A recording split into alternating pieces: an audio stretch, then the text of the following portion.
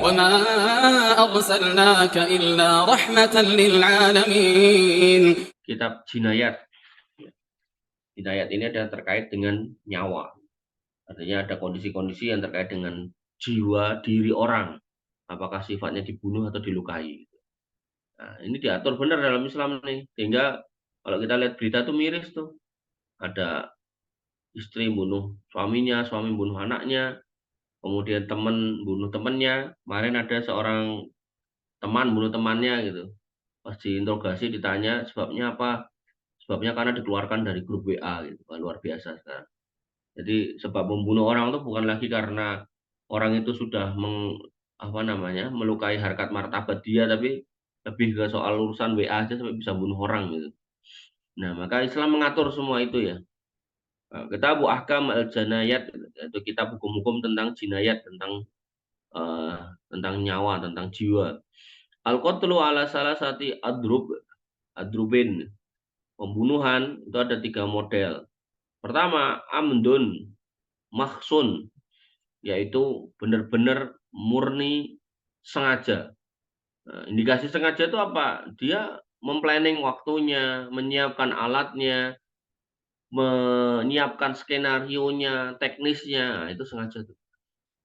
Kemudian wa khata'un mahsun, nah, murni nggak sengaja. Murni nggak sengaja tuh misal dia nggak ada niat ngapa-ngapain, dia misal jalan gitu kan, terus kepleset. Nah, karena badannya gemuk nimpa orang, nah, orangnya kemudian kecil ketimpa terus mati gitu. Itu termasuk murni nggak sengaja, namanya kepleset gitu. Kemudian ada juga amdun khotoun, nah, mirip sengaja. Mirip sengaja tuh misal dia latihan manah nih. Sasarannya ada gitu kan, tapi karena dia belum ahli, nah, anak panahnya ini loncat kena temannya mati.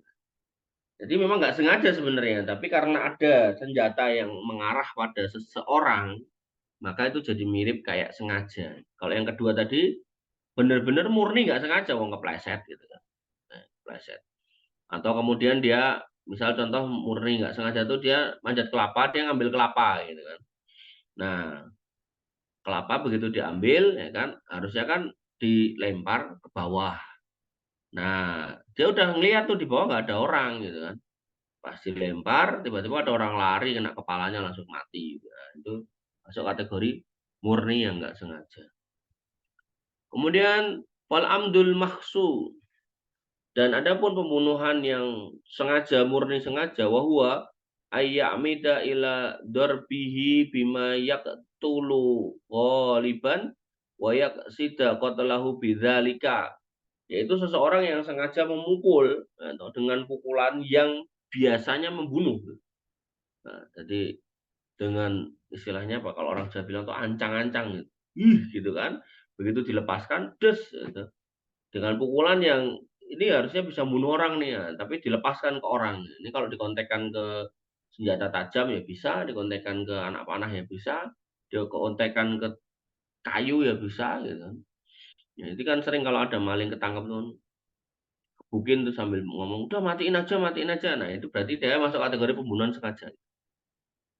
Wajibu al-qawadu alaihi, maka dalam hal ini dia wajib ya, untuk dikisos. Artinya apa? Ya kalau sampai mati korbannya ya yang tadi memukul dengan sengaja ya harus dimatikan juga. Fa'in afa, kok pihak keluarganya kemudian memaafkan, anhu ya dimaafkan dia, wajabat diatun mughalladatun, ya, maka dia wajib bayar diat yang berat. Ya. Nanti ada rinciannya diat berat itu apa? Halatun fi malil qatil, ya, diambil secara segera dari harta orang yang bunuh. Enak kalau di Indonesia ya.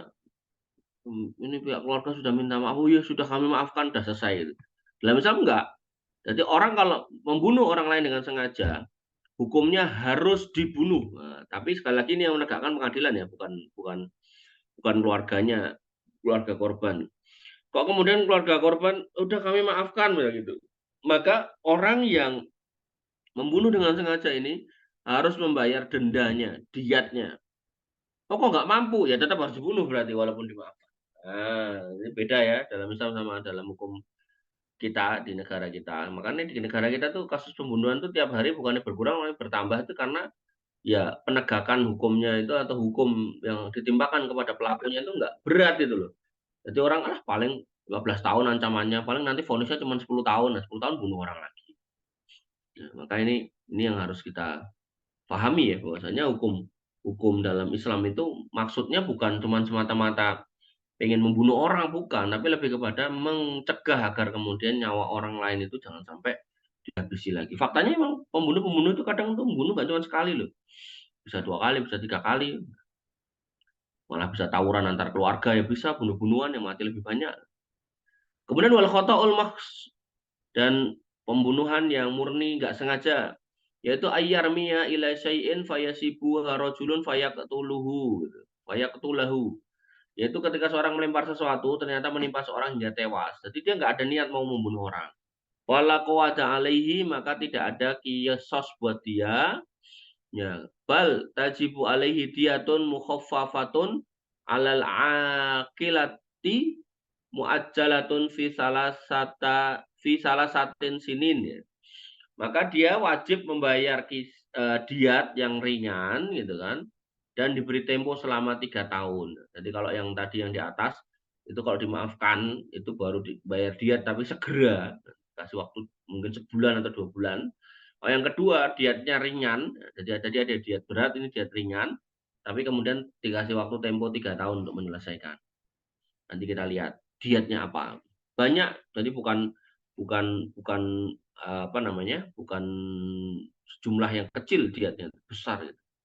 Kemudian wa amdul khata, adapun orang yang mirip dengan sengaja dalam membunuh yaitu ayak sida darbahu bimala yaqtulu ghaliban fayamut. Nah, mukul nih. Tapi mukulnya sebenarnya nggak kenceng, harusnya orangnya nggak mati. Tapi karena lihat mukanya, muka orang yang mau mukul ini udah serem duluan, ya jantungan dia kan, pas mau dipukul belum kena dia udah mati duluan. Maka itu masuk dalam kategori mirip sengaja, fala qawada alaihi maka nggak ada di apa namanya kisos buat dia, bal tajibu diyatun maka wajib buatnya membayar diat mughaladotun yang berat alal akilati ya atas kematian itu alal akilati kepada keluarganya muajjalatun segera fi salah satu sini yang ditempo selama 3 tahun itu. Ya, jadi diat langsung diat, kemudian dikasih waktu 3 tahun. Kalau yang pembunuhan sengaja tadi dihukum kisos, kalau dimaafkan maka diatnya diat yang berat, nggak ada tempo, segera. Kemudian kalau yang murni nggak sengaja, maka nggak ada diat, kemudian nggak ada kisos, diatnya diat yang ringan, dikasih tempo 3 tahun. Kemudian yang mirip sengaja, maka dia nggak ada kisos, langsung diatnya diat yang berat tapi dikasih tempo 3 tahun. Kemudian wasyara itu wujub bil kisos arba'ah dan adapun syarat-syarat wajibnya kisos ada 4 yaitu ayyakun al qatil balighun akilan gitu. Orang yang membunuh, pembunuhnya itu adalah orang yang balik dan bisa mikir. Ya, jadi kalau kita ngomongan balik yang pernah sering kita bahas, kalau laki-laki itu sudah mimpi basah, kalau perempuan sudah haid. Ya kira-kira umurnya sekitar 13 tahun anggaplah gitu. Kalau kemudian tidak mimpi basah atau belum mimpi basah atau mungkin lupa kalau pernah mimpi basah atau yang wanita belum haid maka dicirikan dengan tumbuhnya bulu di kemaluan. Kemudian akilah ini orang yang kemudian mikir bukan orang yang jahil, bukan orang yang bodoh gitu. Artinya bukan orang gila gitu. Kok gila ya berarti enggak. Kemudian wa alla yakuna waladan ya, lil maktul. Bahwasanya si pembunuh bukan ayah dari terbunuh. Nanti kalau bapak bunuh anaknya, ini hukumnya bukan kisos. Nanti ada hukumnya lagi sendiri. Artinya dalam konteks ini bukan bapaknya. Wa alla yakunal maqtul angkosu minal qatil yak bikufri aurikin. Keadaan si terbunuh tidak cacat dari si pembunuh baik dalam keadaan kafir maupun sebagai budak. Artinya gini loh. Ini orang merdeka bunuh budak, maka hukumnya bukan kisos. Ini orang Islam bunuh orang kafir, hukumnya bukan kisos. Ya, watuk talul jamaah bil wahid dan sekumpulan orang dibunuh karena membunuh seorang. Ya, sekumpulan orang dibunuh karena membunuh seorang. Maka ini juga tidak berlaku kisos di dalamnya. Wa kullun shaykhaini jarol qisas bainahuma fi nafsi yajri bainahuma fi atraf. Jika di antara dua orang berlaku qisas dalam hal jiwa, maka berlaku pula dalam hal anggota badan yang lain.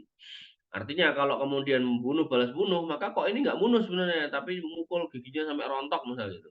Maka dia juga harus ada kisos, atau mungkin dia mematahkan tangannya, ada kisos ya. Wasara itu wujubul kisos fil atrof ba'da syara'id al-madhkurah isnani. Dan syarat kisos pada anggota badan, artinya dia nggak sampai mati, tapi cuma dilukai, itu adalah dua hal atau dua macam sebagaimana tersebut berikut ini. Yang pertama, al-istiraku fil ismil al-khas, yaitu sama namanya secara khusus. Contohnya yaitu al-yumna bil yumna, tangan kanan dengan tangan kanan. Tangan kanan patah, patahin tangan kanannya. Wal yusra bil yusra, tangan kirinya patah, patahin tangan kirinya. Wa alla yakuna bi ahadit torofaini syalalun. Kemudian di sini dikatakan syarat yang kedua pada anggota badan salah satu di antara keduanya adalah syalalun, tidak ada yang lumpuh gitu. Ya. Artinya kok kemudian tangan kanan balas tangan kanan dia lumpuh, nah ini ya nggak bisa, itu nggak berlaku kisos, berarti balasnya ke tangan kirinya. Wa kullu udwun ukhida min mifsolin fafihil kisos. Maka setiap anggota badan yang dirusak persendiannya sampai patah gitu kan, atau sampai owah gitu, maka di situ juga ada kisosnya. Wala kisoso fil juruh illa fil maudihati, dan tidak ada kisos dalam hal luka kecuali luka yang menampakkan tulang. Jadi kalau kemudian patah sampai tulangnya jepat gitu kan, maka itu baru kemudian dikisos.